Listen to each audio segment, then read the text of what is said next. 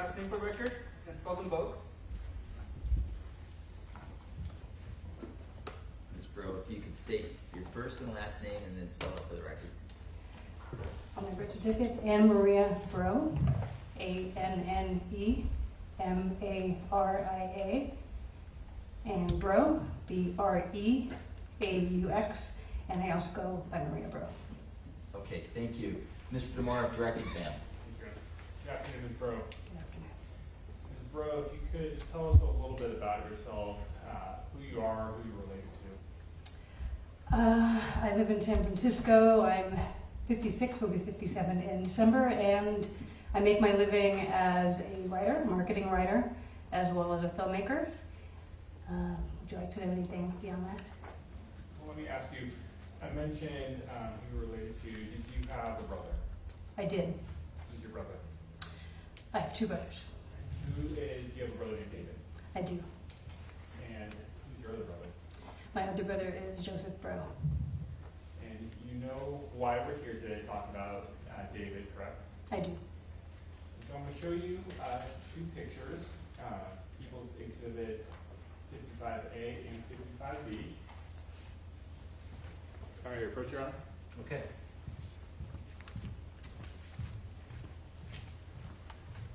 I'm showing you People's Exhibit 55 on the top, 55A, and then 55B on the side. Do you recognize those photographs? I do. And who's the individual in there? David Henry Breaux. And are those pictures that you're familiar with? I am. Did you take those or did you have those at some point? I did not take them, but I have both of them. And is this, in life, was this a fair and accurate depiction of David? It is. Thank you.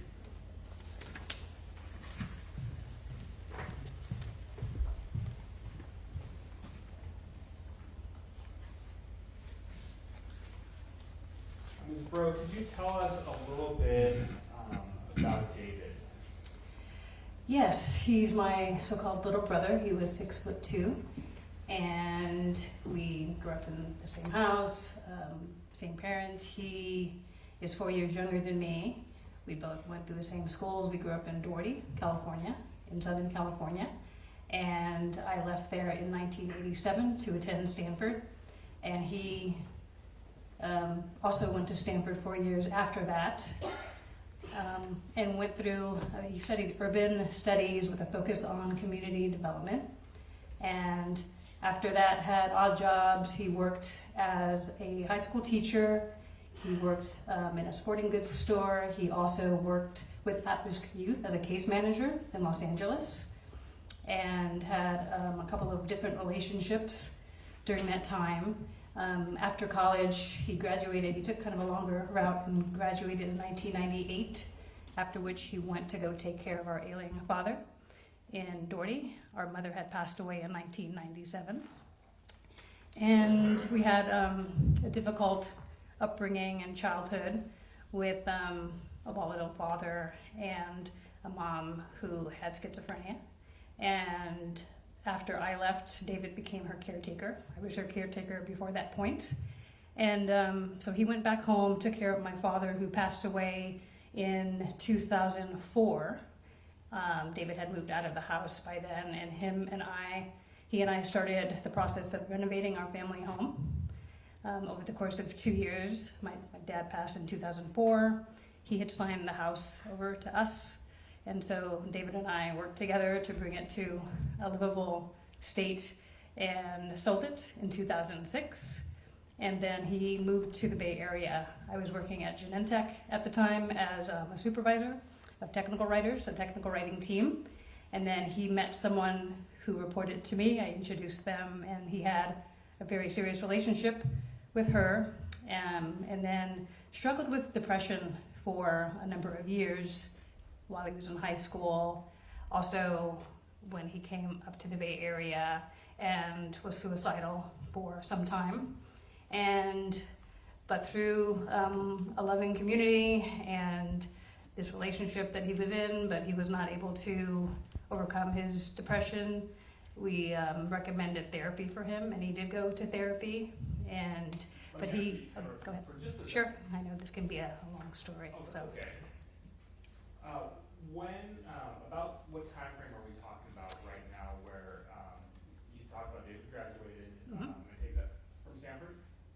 Yes, he graduated from Stanford in 1998. And then when did you and David sell the house? We sold that in 2006. And then the relationship that we're talking about right now, what time frame are we in? Right That, I believe, started in 2005. If I'd have to check, but I believe it was in 2005. And you were talking about with the help of the community, and I think I cut you off right there. So you were talking about with the help of the community, what happened? So he broke up. Him and his girlfriend broke up. He moved to Oakland, and he was in a studio apartment, and he decided that he was going to pursue, according to him, he said he had exercised his body by working out, his mind by going to college, his heart by being in a relationship. So he wanted to exercise his spirit.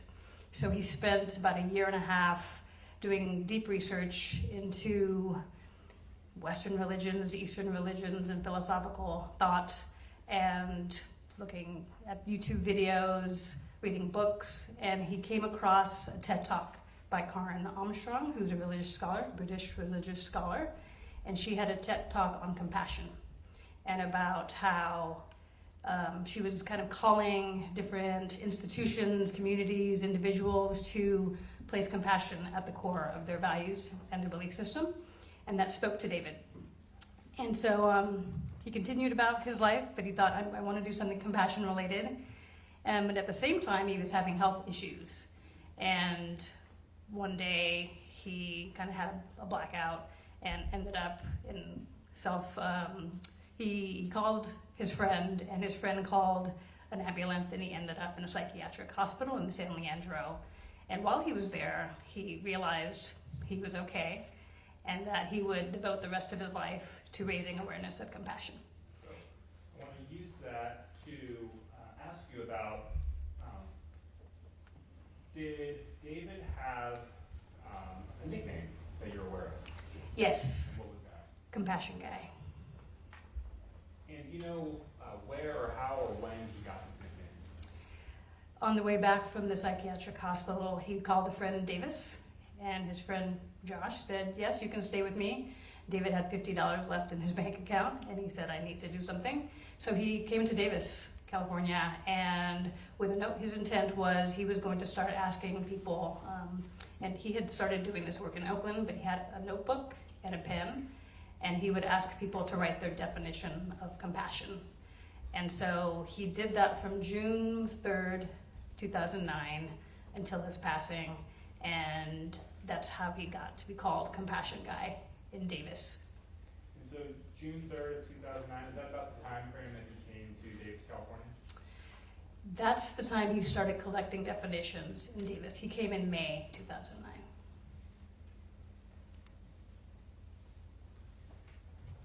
And did you have the chance to visit with him when he was in Davis? Did you ever get the opportunity to come up and see him do his work and interact with people? Yes. And can you tell us about that? Me and my family would come up. We always knew where to find him. He was at the corner of 3rd and C. And because sometimes my memory is a little spotty, I actually met people through email threads that I didn't really know who they were until later, and I met them in person. So people from the community, some people who are probably in this courtroom right now. And David made a lot of friends, and he brought some of them to San Francisco. Since I'm a filmmaker, he would come to see my movies, and he would bring friends from Davis. And so through that, I got to know some of the people in his sphere, and people who later helped him with his compassion work. When you say he was usually located at 3rd and C, are you talking about the intersection of 3rd Street and C Street in Davis? That's correct. You said you always knew where to find him. When you were with him, is that sort of the area of downtown Davis that he would stay in and interact with members of the community? That's correct.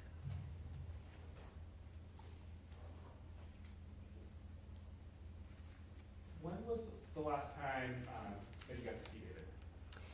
The last time I saw David, it was in July 2019. Did the two of you keep regular contact in between when you were actually able to see each other? Yes, we did. How so?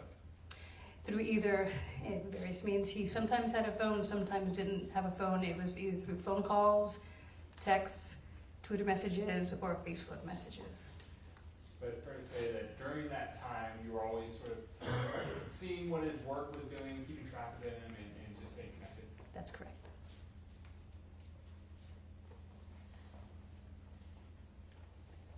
You said that he came up, and he messaged a friend when he came up to Davis to stay with that friend.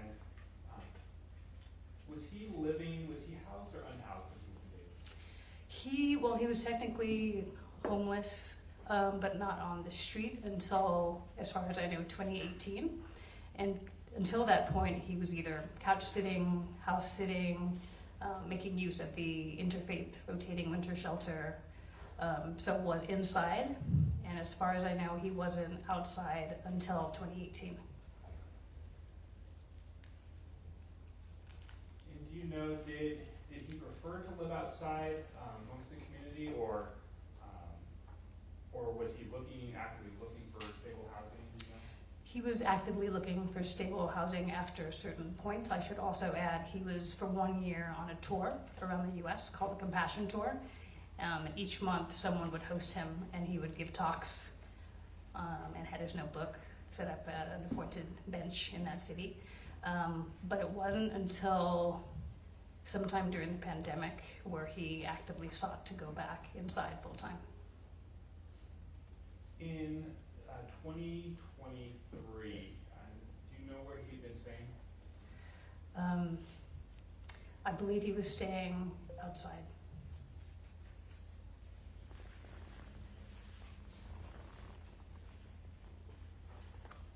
When was the last time that you and David had the opportunity to either talk or text or Twitter, just communicate in general?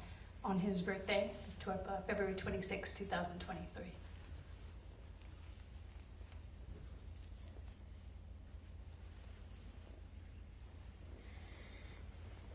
And on April of 2023, April 29th, did you receive news about David? I received news about David on the evening of April 27th, 2023.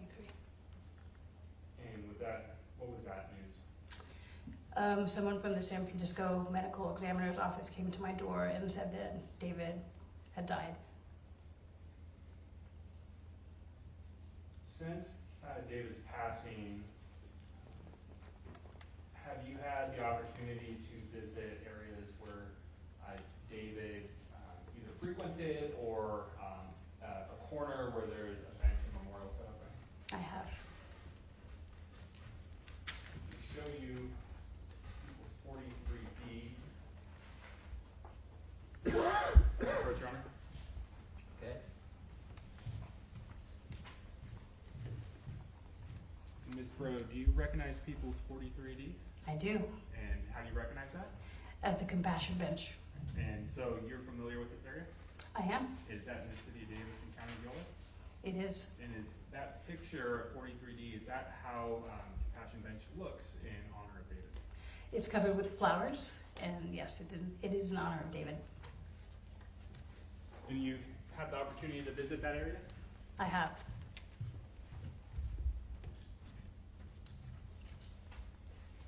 Would you say, is that a fair and accurate picture of David's bench? It is.